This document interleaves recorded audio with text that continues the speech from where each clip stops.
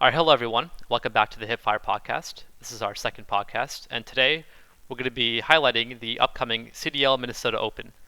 But before we get into the matches and into the event, we're going to go over some beef that happened earlier this week with Toronto's Zini, Methodz, and members of the Minnesota Rokkr. So Yas, if you want to get into that.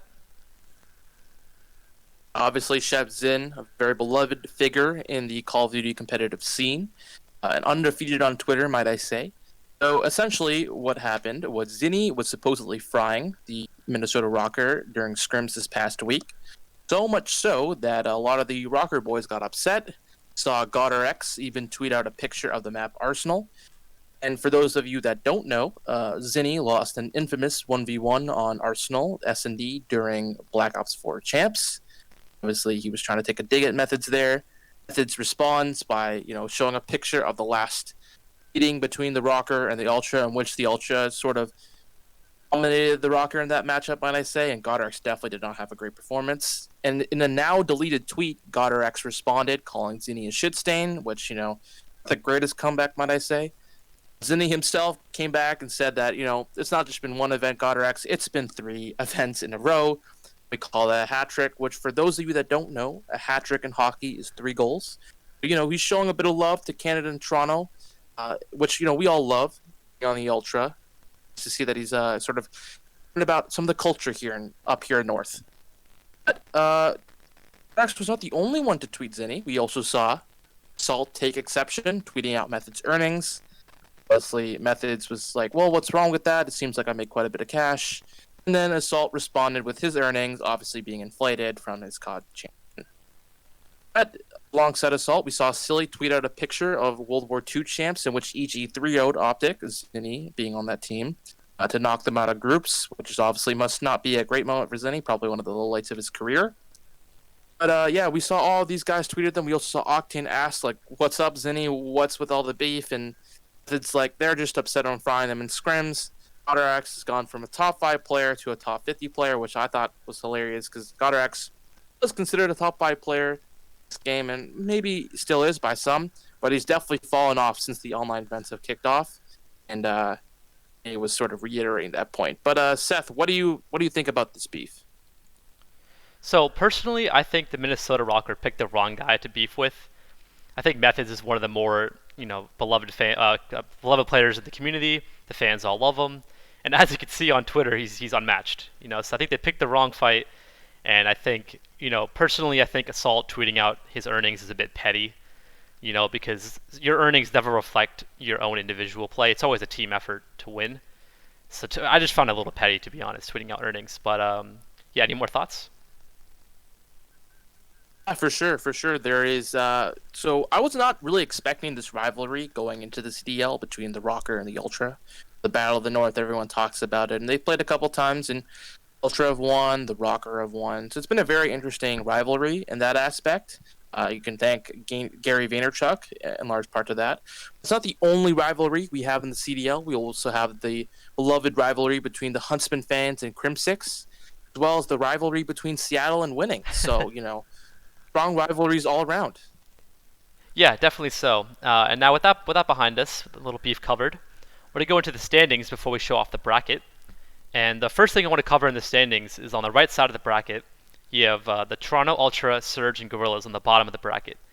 Now, this is important because these 3 teams are all at the event this weekend. And for these 3 teams, your goal right now is just to place top 8 in the standings. Because top 8 makes it out of the loser bracket. Right? So you do not want to fall in loser bracket early come champs time or playoff time. So for these teams, they're gunning for that 8th position. And as you can see, Toronto's only played 5 events, and everyone else has played 6 on that side of the bracket. So this is a big chance for them to catch up, to New York and to the Legion, to Optic. So this is a really big opportunity for Ultra to get up the leaderboard a little bit. But personally, I don't think Seattle or the Gorillas are really going to make too much of a jump. I kind of expect Toronto to be the one team that kind of makes it competitive with Optic and New York and Paris for that top 8 spot. Of course. Now going on to the top side, or the left side rather, of the standings. The Huntsman, FaZe, Empire, Rokkr, and Mutineers all playing this weekend. So many have, called this the biggest tournament before champs, and I think it is. We've seen the champs layout and how the top 2 seeds get 2 buys and 4 get a bye. So these placements are very important to these teams. You look at, especially given how much prize money there is at champs now.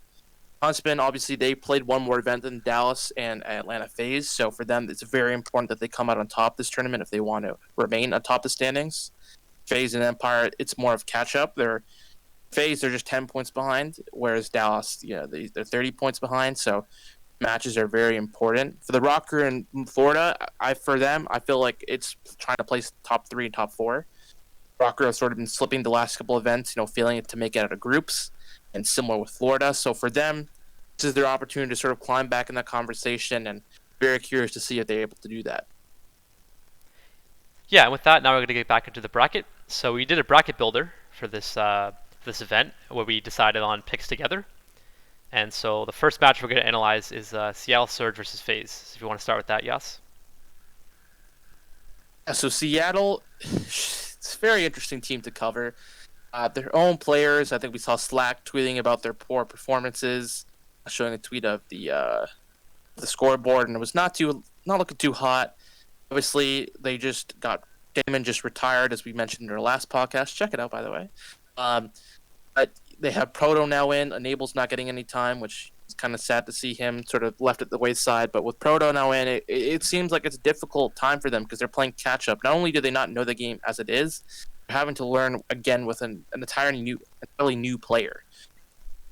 We saw Chicago scrim them recently, and Chicago was like the Huntsmen were joking the entire time. We saw Normal and Seth making jokes at the Seattle and how poorly they were playing, and they're still beating them pretty badly. So in terms of Seattle, I expect absolutely nothing from them at this event, if I'm being quite honest. Yeah, and on the FaZe side, it's a little bit of the opposite, right? They've been looking better and cleaner. Obviously, they lost the last event, and they went to the grand final against New York. But they seem to have a better grasp on the game now. There's been complaints about FaZe where they're just gun skill prioritizing and they're not learning how to play the maps properly. But it seemed in the last event they started to pick it up more and just get a better understanding of the game. And that could be due to Coach Crowder, helping out, of course. He's got to be helping them with, strats and learning the game. So they're looking better and they're trending upwards. And, obviously Seattle's not. And so for that reason, our pick for the match is a 3-0. I don't think it really is super controversial. I think everyone probably has a very similar prediction for that match. The next match we're going to get into is the Rokkr versus the Empire. So Yas, you can start that. So for the Dallas Empire, they just won the last event they were at, which was the Chicago Open. So they beat both the Huntsman and FaZe to do it, and so I can only imagine they're trying to go back-to-back. But with Coach Rambo now, I expect them to build off the success they had. Shotzi we saw come alive in this last tournament that he played at, and I expect more of that, but we'll touch on that more later in the podcast. For them, again, it's important for them to reclaim that top spot in the standings. Clay's tweeted about how important those 2 buys, first and second, that is, can be to a team, so they're definitely playing for that, and they've had time to watch both FaZe and Huntsman play since they last played, so I wonder how much of a factor that'll play in. Yeah, and on the Minnesota side, they have been slipping lately. They've, as Yas mentioned before, they have been able to make it out of the bracket play into the finals. So this is an event that they definitely want to get back there, and they got placed in a pretty tough pool. So this first match against the Empire is a very important one for them. Otherwise, they have to play the loser of Dallas and FaZe, which would not be fun. So for them, this is a big match. They really want to come out of the gate swinging here. You have the sub pressure between Alex and Asim versus Shotzi and Hook is going to be very interesting to see for this series. And we decided, though, for this series that we're going to go for a 3-1 for the Empire. So, Yasi, you want to explain why we chose that? Yeah, so just looking at the history between these two teams, they met at the grand finals of the LA tournament. Dallas won 3-2, winning the first 2 maps. Almost got reverse swept. Second time was semis during where Dallas and Mini played. Mini won that one 3-1, looking all through respawn. In this type of 3-1 series, I think we expect Minnesota to take the domination, but I can't see them beating Dallas in a search. I think Dallas has definitely improved their hard points since. I think they'll take the hard points in the search, but lose to Dom. Yeah, the next match we're going to analyze now is the Gorillas versus Ultra.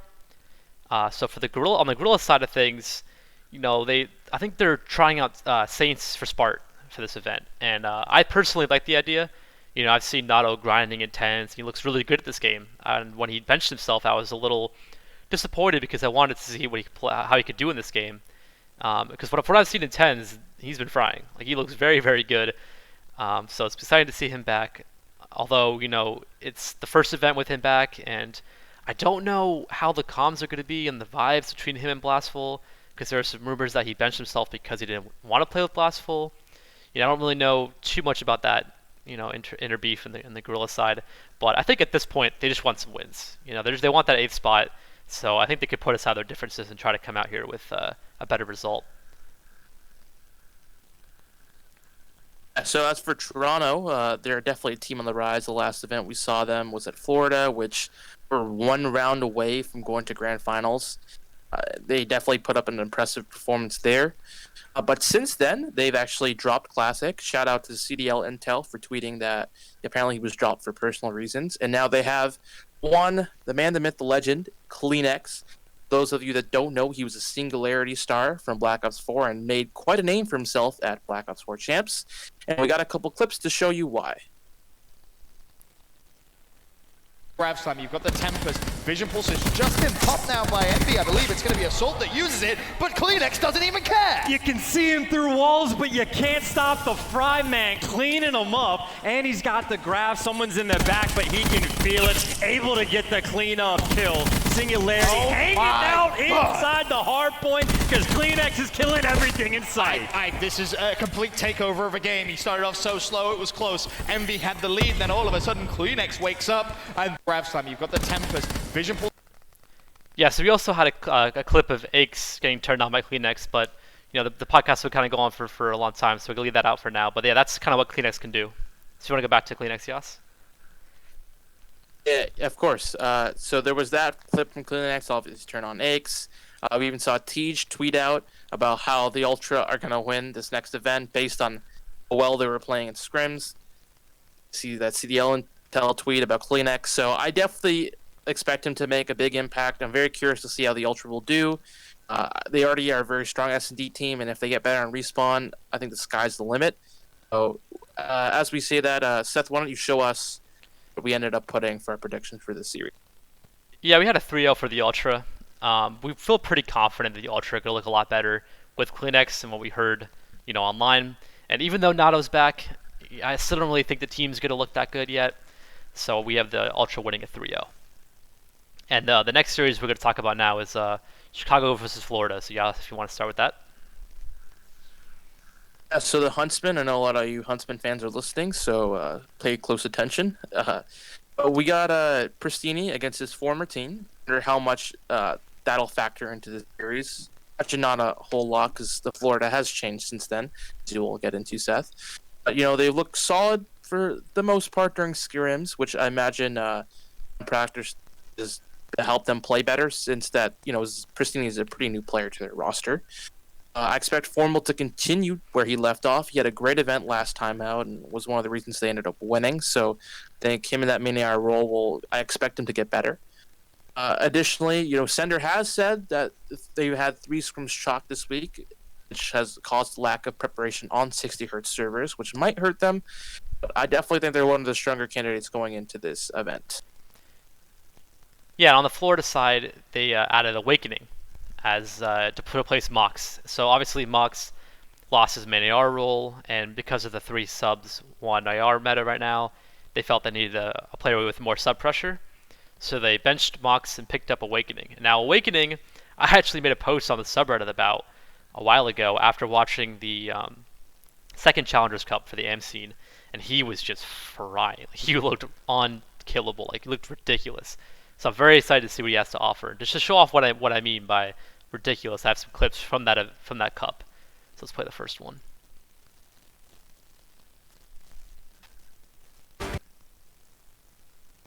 Oh, got a little bit of... There we go. in the right side of the mini-map. Spoof for 3 kills. That'll be enough for them to fully break in for the scrap time. And again, number 9 is Awakening. He's already set up to try to keep Get Busy from getting initial time here on P4. That is a transfer of spray if I've ever seen it, as he finds 2. Profizi will be the 3rd. Heck of a play from Awakening. Awakening, the player that coming into this event, I thought he was the best on Western. Well, this is team effort, but Awakening is just way too good. Was able to get 6 kills in a row. His stat Yes, line. that's the first clip, and then later on that same hard point, we got another clip from Awakening. For kill with one another. 33 and 21 is Awakening. 31 and 22 is Spoof. As this game is getting close to being closed out, unless Get Busy can find a way to push their way by sheer force and will into this 5th hard point. Awakening not gonna let that happen. He's got more in front. There's number 5, almost getting a 6th. But again, he single-handedly locks down the hill, and Wester just 10 seconds away from closing out map number 1. Awakening pulled out the belt, and he's just spanking Get Busy at the moment. Yeah, good call by the casters there on that highlight, because Awakening was definitely going off there. So with him back in the roster, starting in the roster, it's gonna be very interesting to see what they can do at this event. I'm very excited to see him play. I'm also excited to see how it impacts the other players in the team.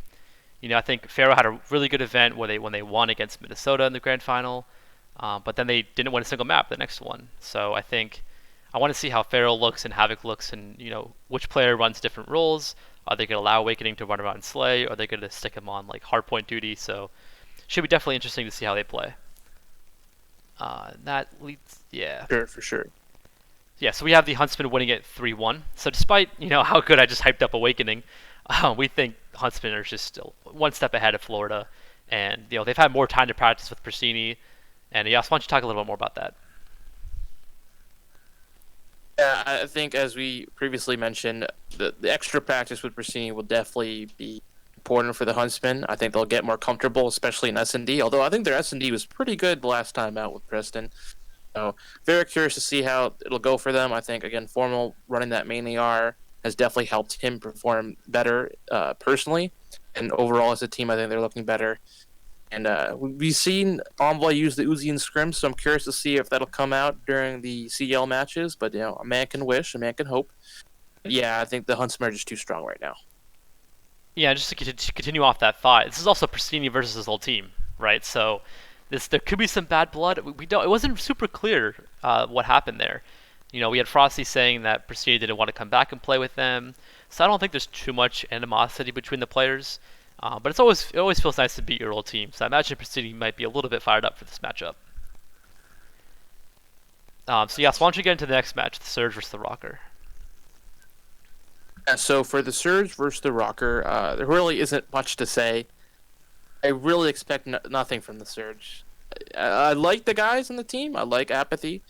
But I just can't see them doing really anything of significance at this event. So Rokkr 3-0. Yeah, that was a pretty easy prediction for us. Unfortunately, we don't have Seattle winning a map, but it is what it is. They just gotta keep their eyes on champs and just wait to get better for that event, because it's not looking good right now. But that leads us to the next matchup, which is the Gorillas versus Florida, and this is where I want to see that Awakening matchup, because now it's gonna be Vivid versus Awakening.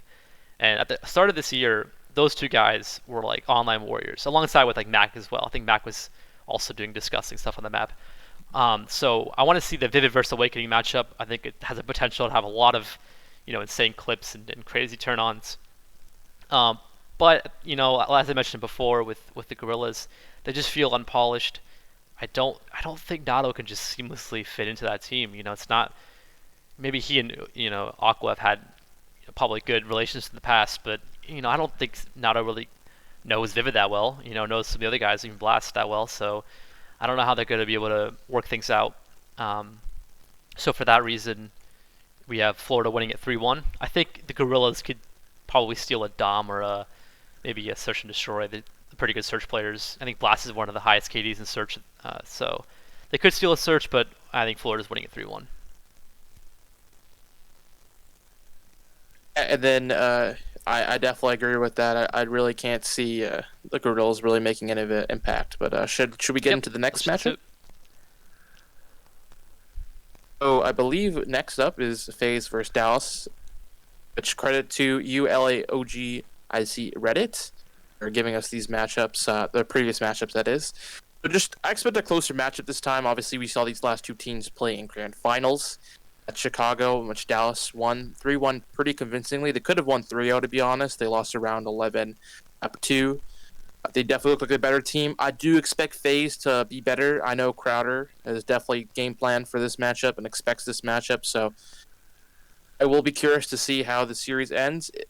Although I definitely think Dallas will edge this one out this time, taking the Dom hardpoint and probably the S&D, winning 3-2. Yep, that was one of the toughest predictions so far, but we just think Dallas is going to be a bit more polished in the search and can close the series out. The next series is the Ultra versus the Huntsman. So we went a little bold with this one. So I think the Ultra with Kleenex are going to be a lot faster, a lot more scary to play against. And I think, they looked a lot better last event. And I just think Kleenex's speed is going to surprise a lot of people. And we've heard great things about them in scrims. And, the Huntsmen, they looked really good, obviously, last event, winning the whole thing. But I think they might sleep on the Toronto Ultra here. So we actually have the Ultra winning 3-2, which is probably our most, shocking pick so far, which you Huntsman fans might not like, but that's our pick. So Yasser, if you want to get into why we decided that matchup. Yeah, for sure. So with regards to that matchup, I think, as I previously mentioned, Ultra are a very strong S&D team, and I think given how people are reacting to their scrims, they're definitely getting better at respawn. I think that's really going to be the key here. We saw them in the last matchup go map 5, Ultra losing a close map 5. I think this time around, I do believe that the Ultra will be able to take both S&Ds and maybe squeak out one of the respawns, and that'll catch Huntsman off guard. So the next series we're going to cover is the FaZe versus Rokkr series. So Yas, do you want to talk about that? Yeah, for sure. So with regards to FaZe versus Rokkr, this is the third time they're playing. They played twice before. Rokkr won map 5 at the LA home series, notably winning both hardpoints.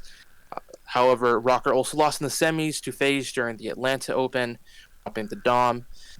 Given the Rokkr's poor performance as of late, it makes me believe that they aren't going to be capable of taking FaZe on in their current form, at least.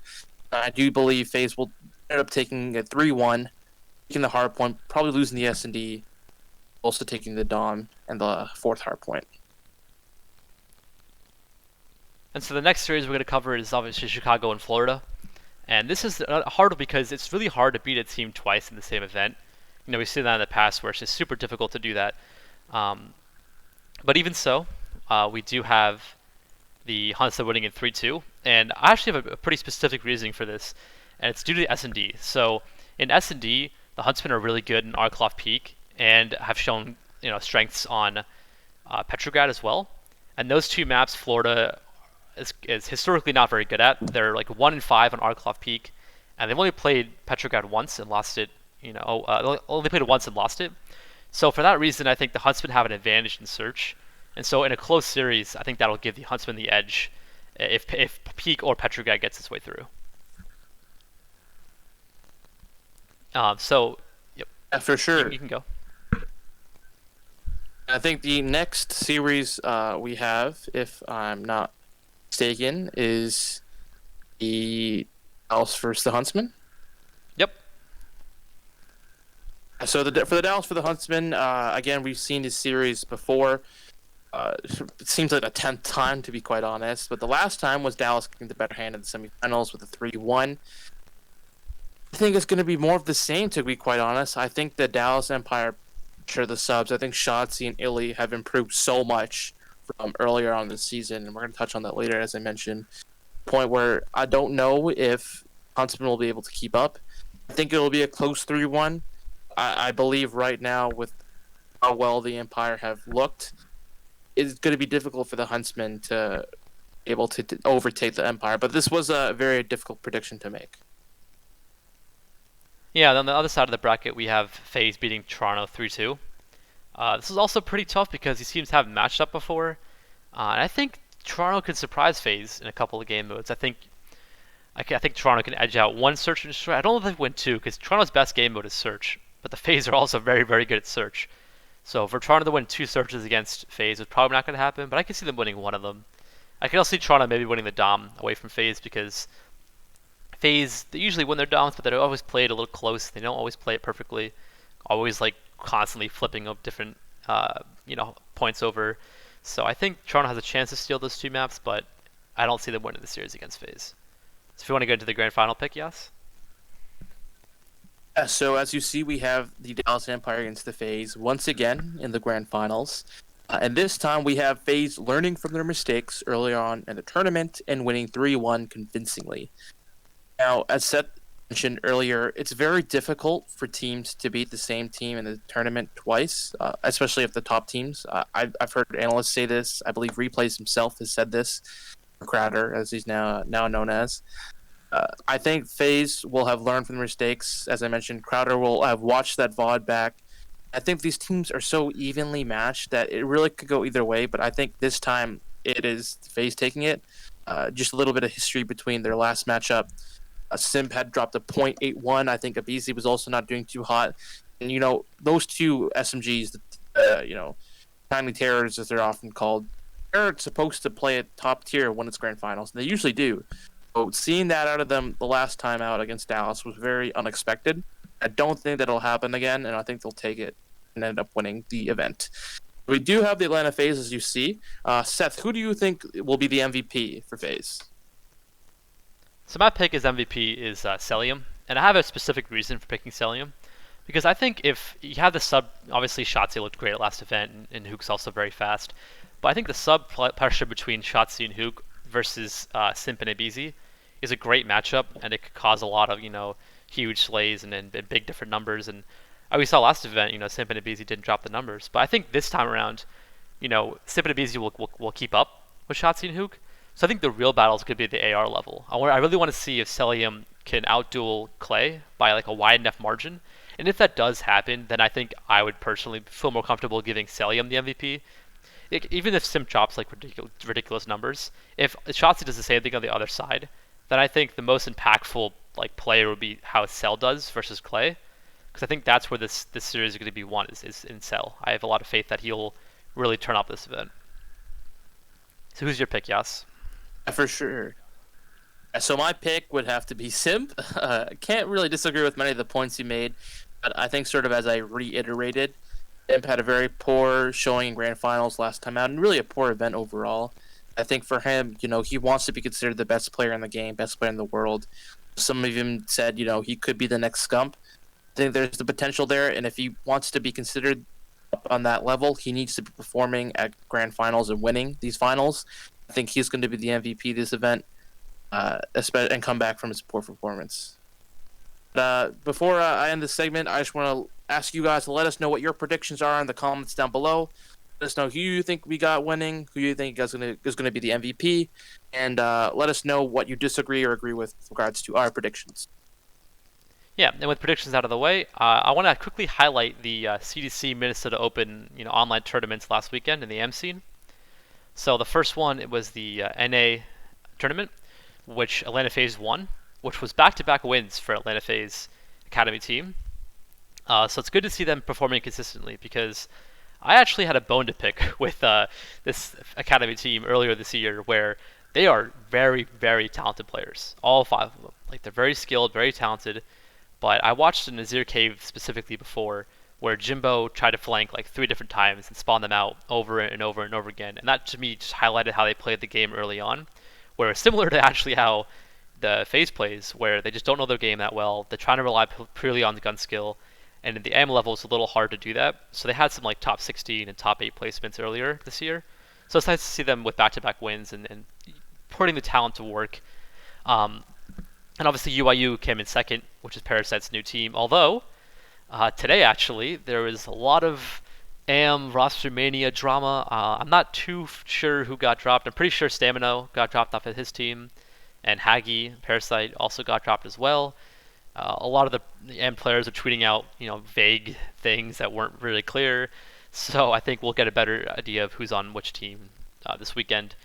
But it's definitely interesting, and I think That's one little problem with the NA scene I have, is that rosters tend to not stick too long, either from people being called up, which is not their fault, or because they have different little issues with teammates. I don't want to get too into that, but I think we all know what I'm trying to talk about with some DMs. Anyways, moving on to the EU AM scene.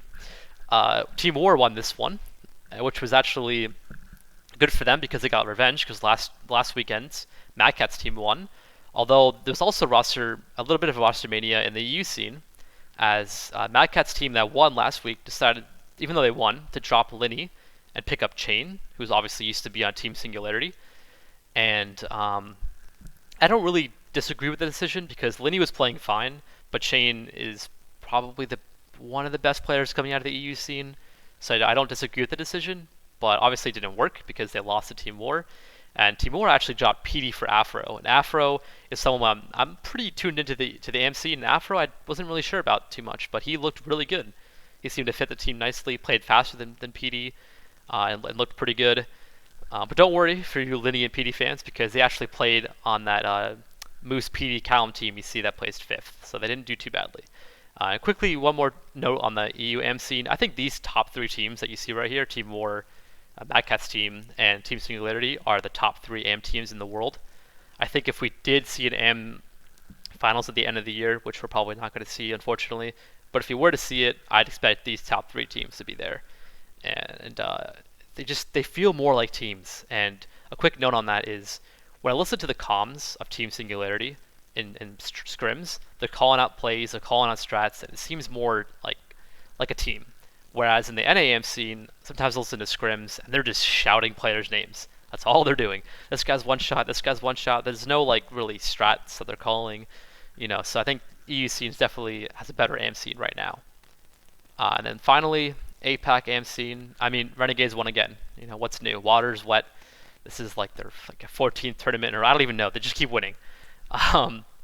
And funnily enough, Mindfreak apparently couldn't take the second place finishes because they sold their team to the Chiefs. So now you have the Chiefs Esports Club, who are going to be the resident second place team in APAC scene. And one more quick note on the Renegades. Crimza and Pred are the 2 newer guys I've seen in the scene on this team, and they look disgusting, which I think is good because, Fida, Swefty, and Setsy we've heard of before. But it's nice to see that even though the APAC scene doesn't get a ton of love and it's hard for them to make teams in the Pro League, they're still turning out young talent, which is just it's nice to see. So now we're going to get into our picks for players to watch during the tournament. So Yas, do you want to get into yours? So we got Shotzi as my player to watch. Just wanted a quick shout out to Easy Mac for all the stats that we're about to spit at you. But you look at Shotzi, his season thus far has definitely been sort of a roller coaster ride.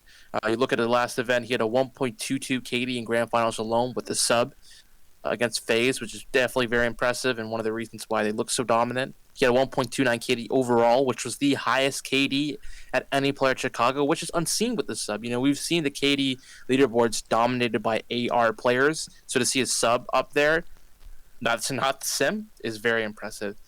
I mean, he had a 1.03 at Dallas, he had a 1.07 at LA. He's been improving since these early season issues, in which he had a 0.7, the second worst KD. And just not even just his KD, but you also look at how he's playing, his pressure on the map, his movement, as we've talked about before, just so silky smooth. I think he's the best movement in the game, and we have a clip for you to show you what that looks like. He'll be pinching collar. Table, Table, one shot dead. Come on there, Jim. Table, dead. Tyler's pinching one shot. He's outside doggy. One shot. He jumped in. I'm one shot. Doggy. Team tables No up. one I need table, I need table. More table. Let's get table. Let's go table. He's one shot in. He'll be. Just a bit more on Shotzi before I give it over to Seth. He won 57% of his engagements at point, which is unreal. The second best was Mac at only 52%, so a 5% drop off. His KD was only 1 in S&D at Chicago, which can definitely improve. We know with a guy like him who's played a lot of S&D challenges, he's the kind of guy who I think will improve. And he's an objective player. He had 7 caps per game. at Dom at Chicago. So his cracked out gameplay will not stop, and I think him and Illy are getting more comfortable playing Crib and Hugh. That can only make them better. In fact, we actually saw an article come out from the Dallas newspaper about Shotzi, about how his turnaround. He's gone from a guy being called Botsy, and he got booed on stage at London.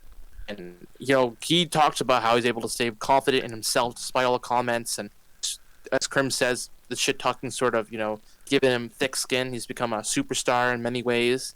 And given how important sub pressure is in this game, I mean, most of the teams that have winning this event, their subs have the top KDs. So for Shotzi to continue to perform at this level can only help Dallas continue to rise above the rest.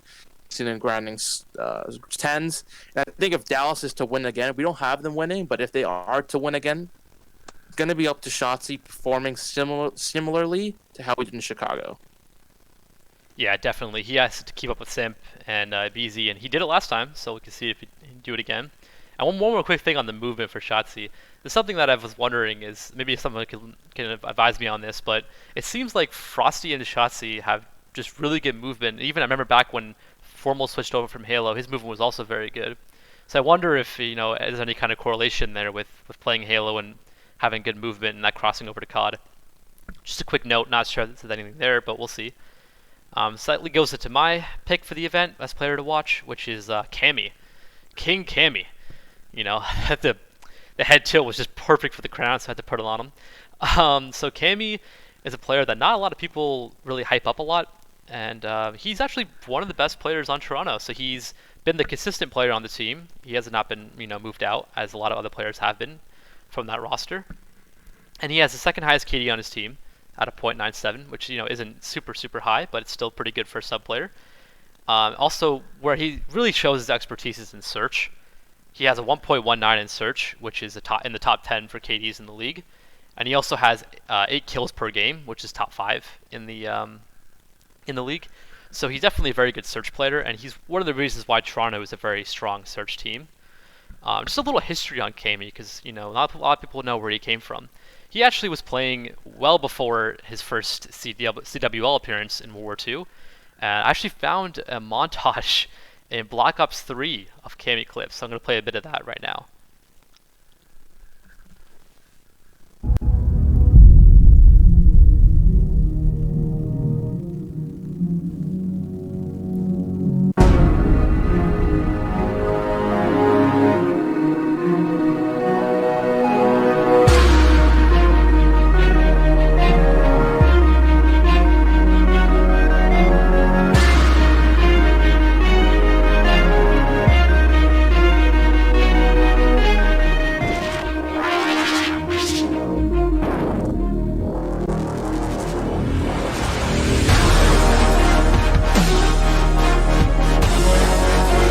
Show off a bit of that montage. If you want to go check it on the rest of the montage out, I'll leave the link in the description below. It was done by Swap. It's a pretty good montage made for Cammy there. And I didn't even know that it existed. I was just doing some research on Cammy and I found it, and I thought this is great. So he was known in the scene prior to his come up in World War II, which makes sense because he quickly found himself rising in the AM scene throughout World War II, and found himself at Champs at the end of World War II on the Zone GG team. So he was making a name for himself, and then in Black Ops 4, he was on the Fact Revolution team at the Pro League qualifier, but they obviously didn't qualify for the Pro League. And then towards the end of the year, he got picked up by Units in the Pro League, and they placed top 6 at Champs, which surprised pretty much everyone. And even him getting selected to play on Units was a pretty big surprise, because there definitely are a lot of other really good European amateur players at the time. So for them to pick Cammy was kind of a surprise for a lot of people, but he pretty quickly showed his worth. He looked very good in the Pro League, looked very good at Champs, and that's what landed him a spot on Toronto to start the year. And this game, he also is just frying. He has something what I call peace potential, where I often see him in the kill feed picking up 2-3 kills, a lot of multi-kills, and I'm just going to show a little clip of him versus the Huntsman that I found off his Twitter that kind of shows that a little bit off. Fortunately, we couldn't get any audio, so we'll just have to commentate. Oh my god. That's 2? Old Cammy. Using the AR as well. So, good all, not just an SMG. Jeez, yeah, he's a flex player, so he can do different weapons, which is nice to see. I like to see the versatility. Huntsman fans might not be happy with us given how much we've kind of dunked on them, but That is true. with That us. is true. But now we can watch them versus Aches and the Gladiators and dunking on them. This is a bit of a longer clip, but this kind of shows his SMG prowess and his movement, which is also very good for Cammy. And he's just one of those players that doesn't get a lot of attention because he's not one of the big names. You know, he kind of came out of nowhere at the beginning of the year, but doesn't put up the numbers that like guy like Mac would. But I think it's still important to highlight guys like Cammy because they're guys that go under the radar but are definitely skilled. And I think this tournament with CleanX, a bit of a faster sub running alongside him, I expect these two guys to just go off together, and it should be fun to see. And it should also alleviate some pressure from Methodz and help them out. Oh my god, I forgot that kill even happened. Jeez. Oh, he just doesn't stop. Oh yeah, this whole clip is just non-stop Cammy just melting all the Gladiators. So yeah, that's a little clip on Cammy, and that'll wrap up our players to watch segment for this next event. So yeah, so any concluding thoughts for the podcast? Just wanted to thank everyone for all the love that we saw in the first podcast. I didn't think we'd even eclipse 100 views, let alone 200. So thank you everyone for sharing your thoughts, your criticism, your feedback, because it honestly has been very helpful. Trying to up the production on this podcast. It's been more of a hobby for us, but I think we both enjoyed it very much.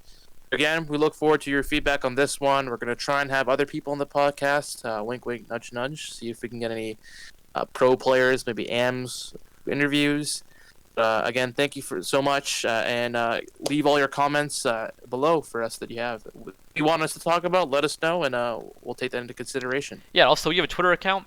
It's at Hipfire Podcast. You can go follow that if you want. We post some nice memes and replies to the pros, and we're going to be tweeting out future podcasts as well as little graphics for people to enjoy. So yeah, thank you all for listening and watching, and I hope you enjoyed it. See you next time.